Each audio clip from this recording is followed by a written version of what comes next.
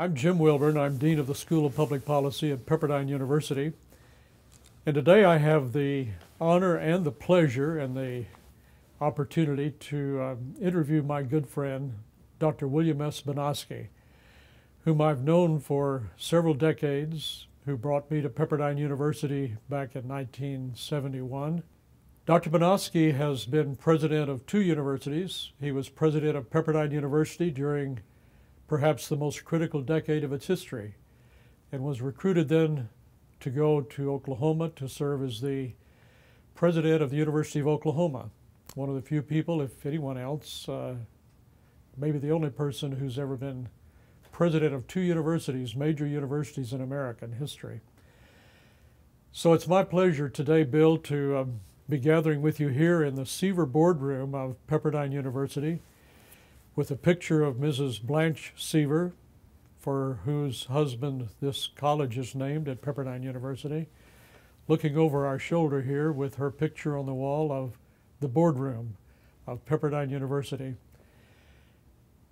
And today we're going to talk a little bit about your new book, The Malibu Miracle, which captures the most decisive, clearly the most decisive decade in the history of this institution, from 1968 to 78, during which time you became and served as president of Pepperdine, the fourth president of Pepperdine University, and to talk about the move to Malibu, why we left South Central Los Angeles to come to Malibu, some of the hurdles that you had to jump over in order to make it possible.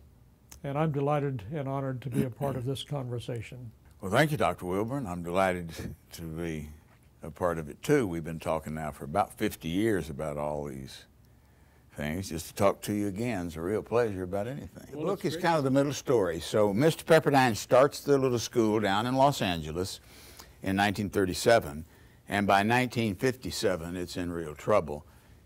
This story picks up from 1968 to 78, when the school was giving up in Los Angeles and being born in Malibu. And how did the miracle happen? Really almost a new university. It's a new... Not a new university. It was from being a little college to a university. From 30 acres to 830 acres. Yeah.